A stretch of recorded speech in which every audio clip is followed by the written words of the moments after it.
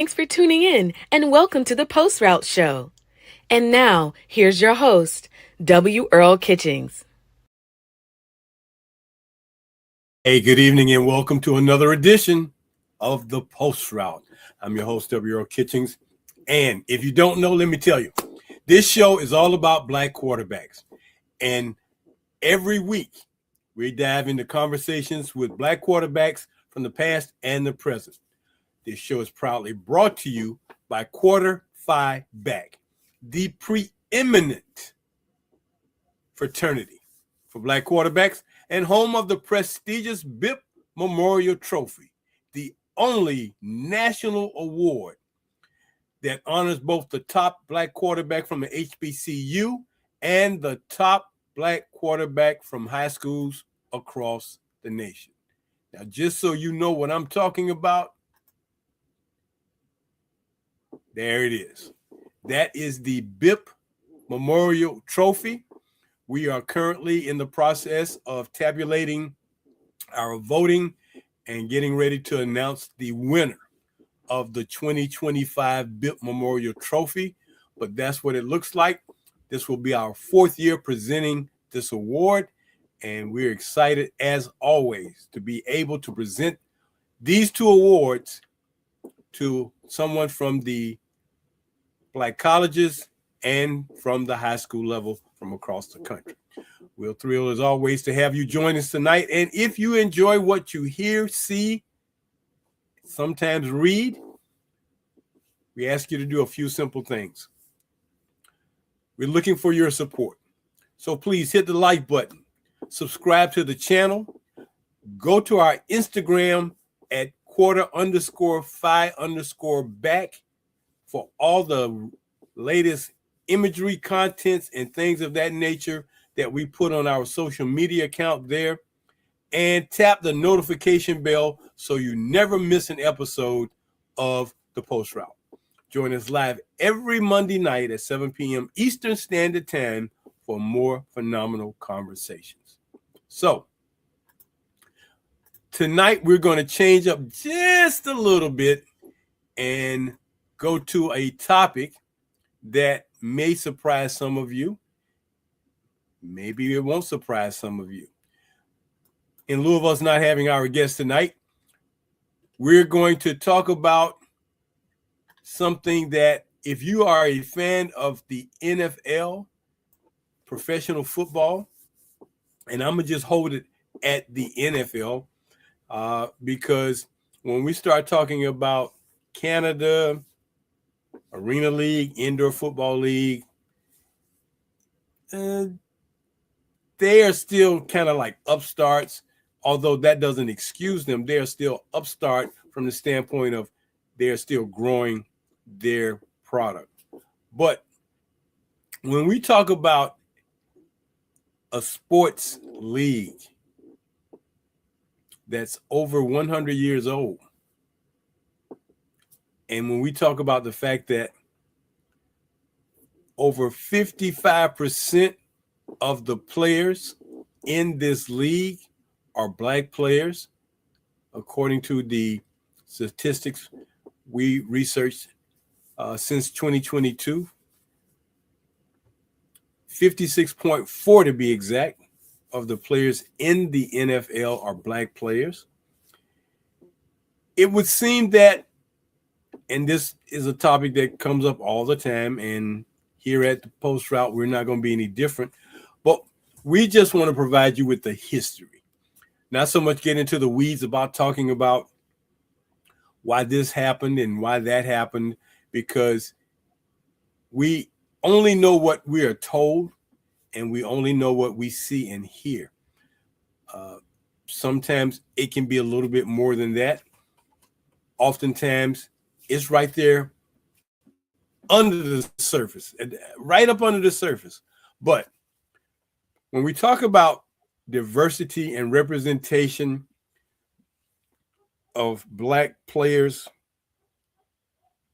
Black coaches, Black executives in a professional sports league that has this kind of representation of over 56% of the players being black, then you would want there to be, or you would expect there to be, or you would hope there would be a little bit more diversity on the sidelines as far as the head coach, because we will see the diversity in position coaches, coordinators, if you will, but that head coach, don't see many of them walking the sidelines. There are 32 teams in the NFL, and in 2025, there were 5 black coaches. As of today, there are only 3. Now, that may change when we get to the 2026 season, but the 5 black coaches at the start of the season included D'Amico Ryans, Mike Tomlin, Todd Bowles, Raheem Morris, and Michael McDaniel. Now, they put a little asterisk by Michael McDaniel's name that he's biracial. You know, when we start talking about that fine line, it always ends up being on the black side of that genetic line. But as of today, Todd Bowles is no longer coaching the New York Jets. Raheem Morris is no longer coaching the Atlanta Falcons. Now, an interesting thing about the Falcons, if you did not know it, the Falcons had a black general manager, a black head coach, and a black starting quarterback. That's exceedingly rare, you know. We won't see it for a while probably. But that is no longer the case because the general manager got fired along with the head coach. So he's gone. Now, when we talk about head coaches and what their status or what their accomplishments were, of course, everybody judges things by one game, the Super Bowl, of course. And at the Super Bowl, Tony Dungy was the first black head coach, I got to make sure, head coach, because we're talking about head coaches, to win a Super Bowl. So there's been one. And there have been 2 head coaches who coached in the Super Bowl. Tony Dungy, when he was with the Indianapolis Colts, and Lovie Smith when he coached the Chicago Bears. And that being said, there still is the microscope on the NFL looking for more diversity, to see more coaches and general managers and other front office people in play. Because from a diversity standpoint, from a fairness standpoint, those would be 2 of the ways to look at how you would like for it to be.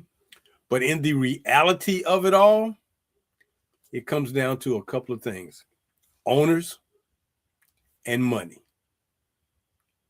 Owners have money, and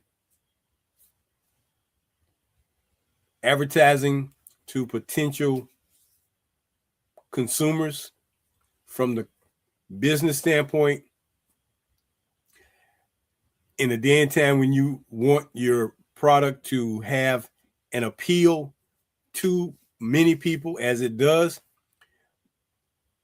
there hasn't always been that appeal. Now, granted, there have been some guys who have made products definitely more popular and or more appetizing to the consumers. And we see more and more black athletes in commercials. So that balance is happening. But as far as ownership goes, I mean, the owner, not a part owner or 10% owner. I'm talking about the person, as they say, where the buck stops. not sure we're going to, maybe in my lifetime, and for those of you who are in my era, generation, we may not see that where um, that black owner is owning a team in the NFL. However, the fact that it requires a lot of things to happen, but just to make sure that, there's some diversity. So the NFL, here are the statistics, has 7 minority team presidents. 7 minority team presidents. That's the presidents. That's not the owners. 7 minority team presidents, including 5 who are black, 3 women, 9 general managers, including 8 black men. Now, in 2025, after a couple of seasons of being the general manager with the Tennessee Titans, GM Ray Carthon was dismissed. So that left 1. And because of the complexities dealing with the issue of diversity in the NFL, and I do have my concerns, because when they used to have printed on the back of the end zone "in racism," it's kind of sounding hypocritical. In racism, yet there are all kinds of nuances that have not always been just and fair for the racism in a league predominantly seen as black players who play the game, who are the talent on the field.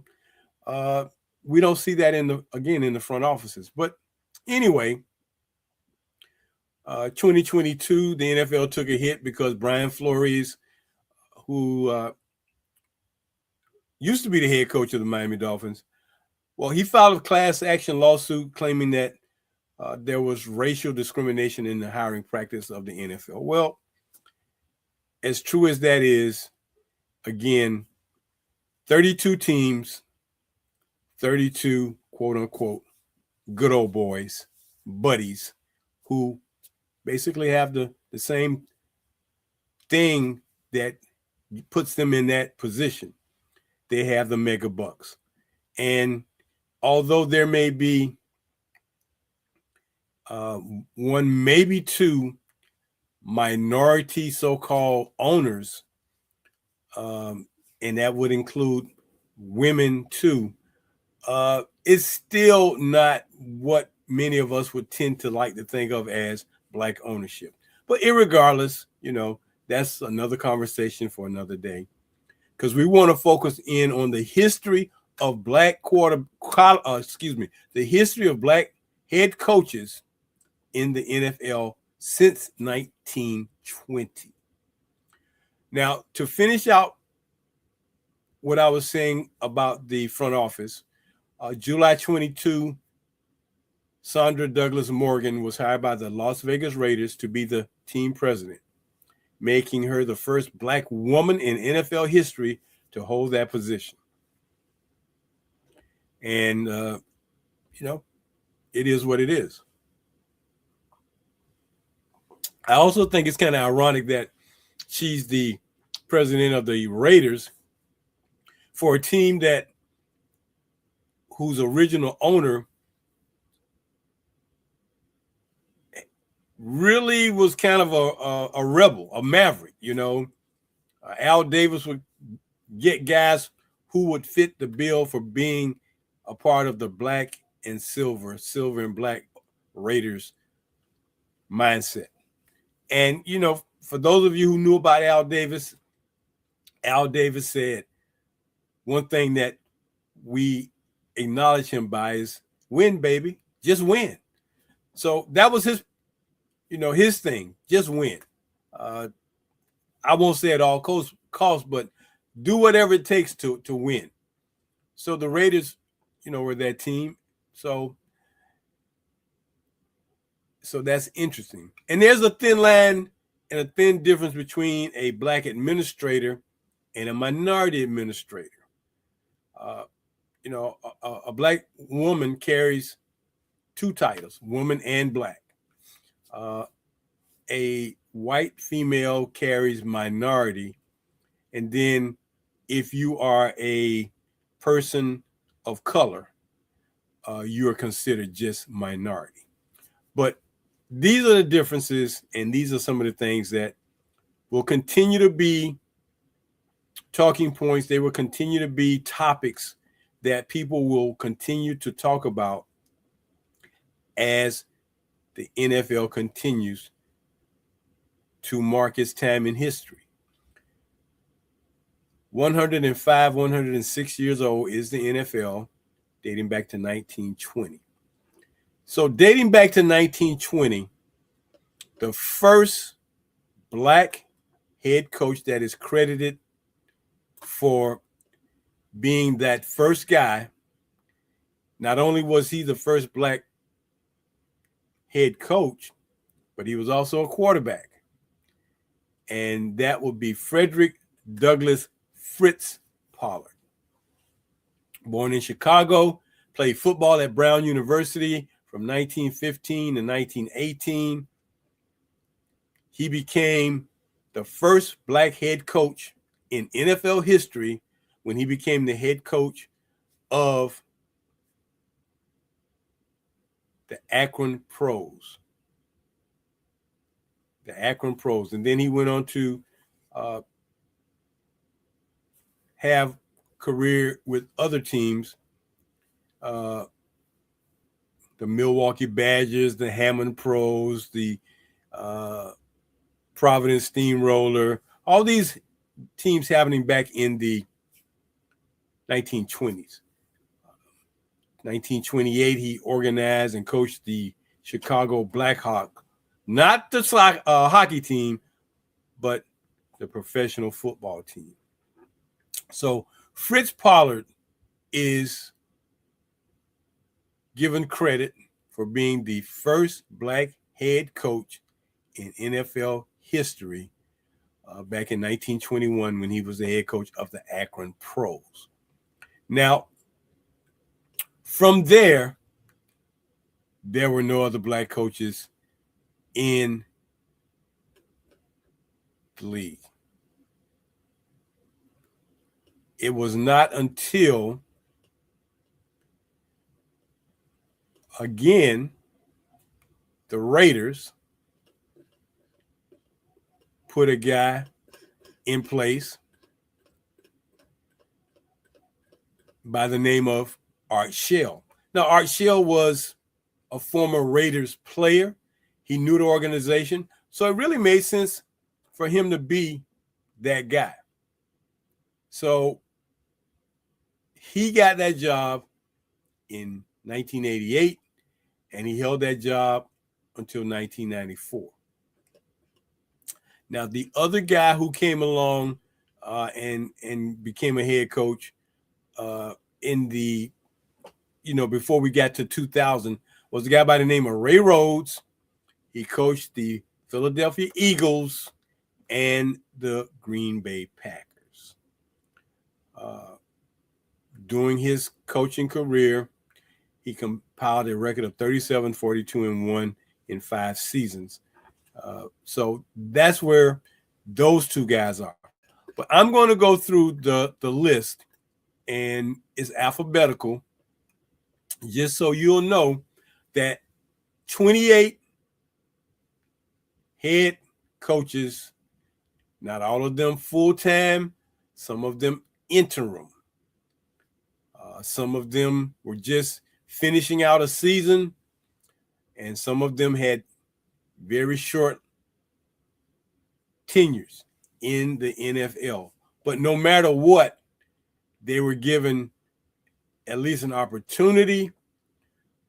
But again, sometimes that opportunity only lasts for that one time. Rarely has a guy been given an opportunity to coach multiple teams. It has happened, but cracking that particular NFL nut of the black head coach is still a topic of discussion, and it's going to continue to be a topic of discussion, and it will always be a topic of discussion simply because there will always be people who believe in diversity, fairness, and justice. So, in alphabetical order, here are the head coaches of the NFL over history. Todd Bowles, coached for 5 seasons, once with the Miami Dolphins in 2011, then with the New York Jets from 2015 to 2018. Jim Caldwell, coached with the Indianapolis Colts from 09 to 11, and then with the Detroit Lions from 2014 to 17. Now, Caldwell was the offensive coordinator, if I'm not mistaken, with the Indianapolis Colts when they won the Super Bowl under Tony Dungy. So he finished his coaching career with a 56% winning percentage. Outstanding coach, very quiet, wasn't a rah-rah kind of guy, I don't believe, but, he made his way. Third guy on the list is Romeo Crennel, coach with the Cleveland Browns from 2005 to 2008, and in 2009, he was the head coach of the Houston Texans. Tony Dungy started out his career with the Tampa Bay Buccaneers. And if you know his history, you would know that he started with Tampa Bay in 1996. Now, for those of us who kind of know the story behind the Tampa Bay Bucs and how they had the longest losing record of a team, and then Doug Williams came and kind of got them in the playoff situation, and then they didn't want to pay Doug the money of the standard rate for the starting quarterback, so Doug left. And after that, Tampa Bay really didn't have a whole lot of success on the football field. That's the way the story or the myth has it.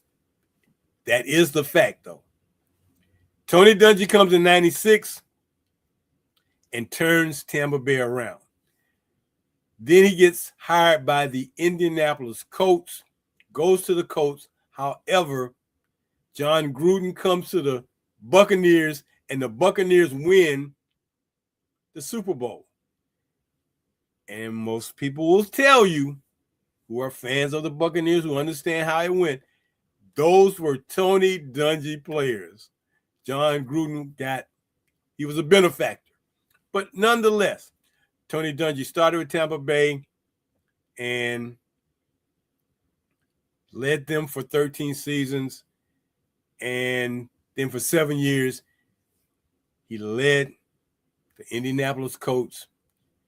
All in all, Tony Dungy is the winningest, I believe, black head coach ever in the NFL. 148 wins in his time of being the head coach. 70% winning ratio. That guy could flat out coach. Another guy. Now, Tony Dungy played his professional football with the Pittsburgh Steelers, just so you know. Another guy, Herm Edwards. Herm Edwards coached the New York Jets from 2001, 2005. Then he coached the Kansas City Chiefs from 2006 to 2008. Next is Perry Fewell, coached the Buffalo Bills just for 2019. Just for 2019. Very short time that gentleman had an opportunity. Sometimes you don't have the right personnel in order for you to be successful. But when winning is the only thing that seems to matter, especially at the pro level, it's almost like they'll give you a try. But we've got another guy we got on the wings that, we're going to let you substitute almost for a minute, and then we're going to get our guy. But Perry Fewell was that guy. Brian Flores Head coach of the Dolphins from 2019 to 2021. Leslie Frazier, 20-year career, head coach of the Minnesota Vikings from 2010 to 2013. And that was his time. Served as a defensive coordinator for the Bills. Interviewed for the Bears coaching job, but did not get it. Another guy, Denny Green. From 1992 to 2001, he coached the Minnesota Vikings. He also coached the Arizona Cardinals. He has 97 coaching wins and won 4 division titles and advanced to 1 NFC championship game. The Vikings went 15-1 in 1998, and that was a record at that time. The next guy is Hugh Jackson, head coach with 2 franchises for a total of 4 seasons. The Raiders during 2011, and then the Cleveland Browns from 2016 to 2018. Vance Joseph coached the Denver Broncos from 2017 and 2018. Marv Lewis, another guy who has some tenure in the league, 16 seasons, 2003 to 2018. Cincinnati Bengals. Anthony Lynn, head coach for 2 teams, the Buffalo Bills for 1 season, 2016, and then for the Los Angeles Chargers for 2020. Gerard Mayo, very short time in the league, hired by the New England Patriots, replaced Bill Belichick, coached for what season was that? 2019. So his time there was very limited. Raheem Morris started with the Tampa Bay Bucks, moved on to the Atlanta Falcons with the Bucks from 2009 to 2011, and with the Falcons up until this year, 2025 to 2022, I believe. Antonio Pierce with the Raiders. He was hired and made the general head coach in 2023. A 9-year veteran in the NFL, but his coaching career was very short. Again, Fritz Pollard, as I mentioned, Ray Rhodes with the Eagles and Green Bay. Terry Robisky, another Raiders player who became a head coach. Had a coaching career of 40 years during the 2000 season with the Redskins and the 2004 season with the Browns. Currently still the head coach, DeMarco Ryans, hired by the Texans in 2023, still coaching today. The organization hired him and gave him a 6-year contract. So he's got 1 more year, 2 more years on this contract. Again, Art Shell after that. Mike Singletary, head coach of the 49ers for 3 seasons. The intense Mike Singletary from 2008 to 2010, all-pro linebacker with the Chicago Bears. Lovie Smith, head coach of the Chicago Bears from 2004 to 2012, and then with the Tampa Bay Buccaneers from 2014 and 2015. He compiled a winning record of 89 wins. Then there were Eric Studsville, coached the Denver Broncos, final 4 games of the 2010 season, finished out the season for them. So that one of those guys who was an interim coach. Emmett Thomas was named the interim head coach of the Falcons in the 2007 season and didn't stay there long. So that was a very short time for him to be in that position, and left there. the guy that many of us know. And it's interesting that a franchise like the Pittsburgh Steelers have only had, in probably the modern era or since the 70s, let's just say that, 3 coaches, 3 head coaches. That is fantastic. So Mike Tomlin came in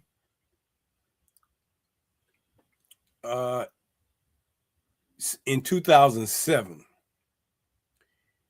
And, he's been winning, never missed the playoffs since he's been the head coach. I take that back. Mike Tomlin is also a Super Bowl winning coach. I apologize. Mike Tomlin is also a Super Bowl winning coach, along with Tony Dungy. So my apologies, Mike Tomlin. He also has gotten the ring, not just the ring as Super Bowl champ, but the ring as the coach of a Super Bowl team. And finally, there was Mel Tucker, named the interim head coach of the Jacksonville Jaguars for 5 games, final 5 games of 2011, and stayed as an assistant coach for the Jaguars, but that was basically it for him. So those are your black coaches in the NFL. And as I said, Raheem Morris was hired in 2024 by the Falcons, and he had 2024 and 2025, and now he is gone. So that is what we wanted to share with you tonight. And we hope that the history lesson was entertaining for you, because we sometimes have to change gears. I had a former coach when I was sports information director at Bethune-Cookman University, had the acronym MTA. That's what he told the team when things didn't always go like you wanted to. MTA, make the adjustment. So we had the MTA tonight. We apologize that our guest was unable to join us. Hopefully we can reschedule him for a different day in the future. But man, let me tell you, our show is booked. We are booked all the way through the middle of May of this year. And we will finish out getting the rest of the year booked out so that we can always bring you another interesting conversation with a black quarterback, past and or present. We would like to thank you for joining us tonight. We want to also remind you that if you would like to get a copy of my book, The Forgotten QBs, it's simple. Because we are the exclusive distributor of the book, you have to go to our email address to get the book at quarter5back@yahoo.com. We do accept Zelle 904-994-2189, and we do accept Cash App at $Q5PHI back 44 to pay for your book, $35, and we'll get that copy of the book out to you ASAP. Don't forget, we are in our BIP Memorial Trophy time, and we are looking to bring you our 2025 winner within the next 2 weeks, definitely. So as we say always, thank you for joining us tonight. I would like to thank the team for always helping do what we do. My producer, Ms. Ronleen Kennedy, our social media director, Mr. C.D. Lazier, our resident photographer, Mr. Will Relaford, and our sports psychologist in-house, Dr. Will Kitchings. Until next Monday night at 7 p.m., as we always say here in closing, go deep and go for the ball. See you guys next Monday night. Have a great week. Take care.